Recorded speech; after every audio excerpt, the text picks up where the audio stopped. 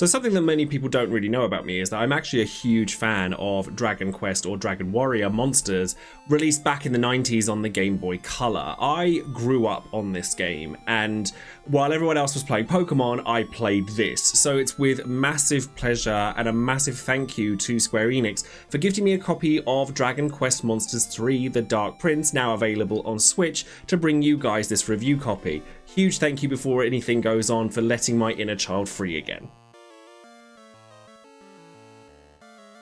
So for those of you who don't know how Dragon Quest Monsters operates, where the original Dragon Quest franchise is closer to its Final Fantasy brethren as a traditional JRPG, what you get with Dragon Quest Monsters is a monster taming experience closer in line to that you'd see in Pokemon. To be honest, while doing my research, I'm kind of shocked that I haven't seen more reviews of this game already, and it was something I was highly anticipating. But something I've noticed with Dragon Quest titles is that in the West, at the very least, they tend to slip under the radar, much like Dragon Quest Treasures did this time last year. But Dragon Quest Monsters 3 is honestly a really joyful experience. It hits my nostalgia right where it hurts. So for me to be able to give an objective review is going to be difficult, but I will do my best to leave my bias at the door. So what Dragon Quest Monsters is, like Pokemon, you go around and you capture a butt-ton of different monsters, all made famous by the Dragon Quest franchise. In fact, in Dragon Quest Monsters 3 Dark Prince, there's over 500 of them.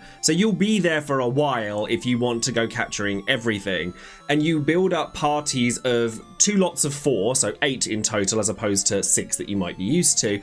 And you can interchange at will between your front line and your reserves line in order to have your monsters battle. And you'll be going through various different locations, all massively different from one another, which is always something I appreciate in an RPG, and you'll be able to take full control of your monsters there, but you'll have to go into Colosseum style arena fights where you'll have to let your monsters battle for themselves. So it's not just about what you do with the monsters, but also how they're set up to act on their own. So the story for Dragon Quest Monsters 3 Dark Prince is particularly interesting because it's actually a prequel / sidequel to Dragon Quest 4. So if you haven't played Dragon Quest 4, you don't have to worry. You don't need to have played DQ4 in order to enjoy DQM3. But you play as the villain from Dragon Quest 4, Sorrow, as he kind of comes into his own as the villain of that game, because in Dragon Quest Monsters, he's cursed and he's unable to attack monsters of any kind like his demon father, and he wants to take revenge on his father. So you join Sorrow on his journey to getting revenge on his father through the use of monster wrangling and capturing all these monsters and getting them on his side. And you'll kind of see parallels with the story of DQ4 as you progress through DQM3, which is kind of cool for people who've already experienced it. Like, you'll see the hero from Dragon Quest 4 off in the distance occasionally, or you'll see characters that you might recognize the names of. But as I said, trust me when I say you do not have to have played DQ4 to enjoy this one. So one of the more unique mechanics that you'll see in a Dragon Quest Monsters game is synthesis. So this is kind of like monster breeding that you would see in other monster tamer style games. However, in this game, it's kind of your JRPG progression system as well as that kind of mechanic. So because there are over 500 of them, you're going to want to utilize this in order to kind of access as many of them as you can, because some of them, unlike what you get in, say, Pokemon, can only be obtained through this, and they're not just baby versions of that particular monster, but ones you'll actively want to use in combat. So for example, if you have 2 monsters, so a slime and a metal slime, or a king slime and a metal slime, you'll want to kind of breed those, and you'll end up with potentially a king metal slime, which now has the higher defense of the metal slime, but also the healing capabilities of the regular slime family. So there's lots of cute little ways in which you can see these interactions between the monsters themselves, and because you have talent points that you get by leveling up, you can pass those talents on to the offspring of whatever monsters you've bred with in order to keep the line going. So the more you do it, the stronger your monsters get. So I am going to go out on a limb here, and I'm going to tell everybody that I am in love with this game. I am already 25 or so hours in, and the game was only released 3 days ago, so I'm doing pretty well on my time. This game is showing no signs of slowing down. There is a lot of game in this game, so that's something that's really cool.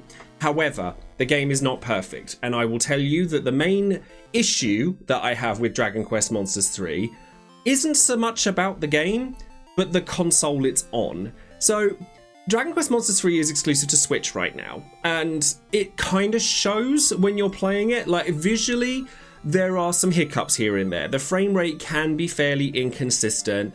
You'll often see monsters in the distance that are kind of moving at a slower frame rate to everything around it, but quite frankly, if Pokemon's allowed to get away with it, I don't see why this can't. I say that jovially because I love Dragon Quest Monsters and I want everyone to experience Dragon Quest Monsters, but I do understand that a lot of people didn't let it slide with Pokemon and may not let it slide with this. So while I completely understand that, I do want to point out that quite often you'll see that Dragon Quest games get ports to PC, and I would really like for that to happen for Dragon Quest Monsters 3. The idea that I could play this at higher fidelity on my Steam Deck, it would be kind of nice to see it. I also think that if you are looking for the ultra deep storytelling experience, maybe Dragon Quest Monsters 3 isn't for you. Much like other monster taming stories, they are quite slim in terms of the amount of storytelling, but I'm actually somebody that appreciates that in my RPGs. I'm not somebody that wants to be barraged by hours and hours of cutscene before I can actually start playing the game again. And I can think of multiple examples in recent memory, Tales of Arise, where you take 3 steps forward and then you end up barraged with another cutscene. You don't ever get to actually play the game. And that's not an issue with DQM3. If you enjoy the mechanics that are present in this game, you're going to get a lot of time with them, and they do evolve and grow, and like many RPGs, get better and better as you go, especially when you start factoring in the synthesis, the breeding, the talent trees. All of that stuff makes for a really customizable experience. So with that, let's break it down. Would I recommend Dragon Quest Monsters 3 to others? I think if you're a fan of Dragon Quest, that it's a playground for you. The monsters are all iconic. The language, I love listening to voice lines in Dragon Quest games because it's almost so northern and ultra kind of British that it's campy and silly, and I love that. But you don't get this level of depth in a lot of monster hunting games, and certainly not this level of customization with the kinds of things that your monsters can do. So I think that that's a massive pro in DQM3's favor.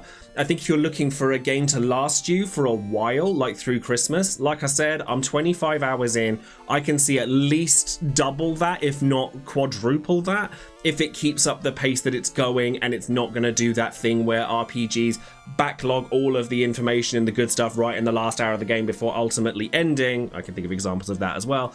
But having experienced Dragon Quest Monsters in the past, I don't think that that's going to happen, and there's multiplayer aspects as well that I haven't had the chance to dive into yet, but there's lots of DLC that's come out that's been free with the Digital Deluxe Edition. I don't actually know how much they cost separately from that, if they are that, because what I had is the Digital Deluxe Edition, but that gives you additional content as well that you can repeat, and you can do all sorts of things to fill out the gaps in the Monsterpedia if you haven't managed to catch everything you wanted to. And I haven't gone through fine-combing all of the stuff that's in each level to get every monster, so there's plenty of game there if you want it.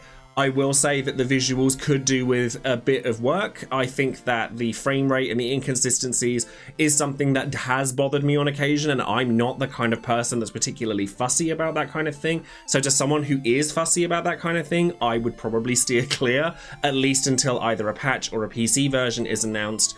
And then I don't think that this is going to be a hugely deep story for you, particularly if you haven't experienced Dragon Quest IV and know how Sorrow kind of comes into his own and know where his story ends up. But I still think that Dragon Quest Monsters 3 on its own is a really fun experience, and it's one that I would recommend certainly over the Christmas period. So that's all for today's video. Thank you ever so much for joining me. If you've enjoyed the thoughts that I've presented here on Dragon Quest Monsters 3, then perhaps you'd like to consider leaving a thumbs up on the video or subscribing to the channel. It's always appreciated and it helps with the algorithm. And do comment as well if you want to have your voice heard on Dragon Quest Monsters 3. How come there hasn't been loads of reviews on this game already? I'm actually quite shocked by that. Leave a comment below on your thoughts on that. And if you're not sure what to say, just write algorithm in the comments. Trust me, it helps. And if you would like to support the stream further, then perhaps you'd like to consider joining my Patreon, which is in the link in the description box below, where you can get access to title cards that I make for all of my patrons. And I also am doing a lot of artwork related things in the background, where I'm going to have a mailing list that I send prints of my artwork out. And I hope that people will enjoy that as well. So thank you all very much for watching, and I hope to see you next time. Take care, everyone. Bye bye.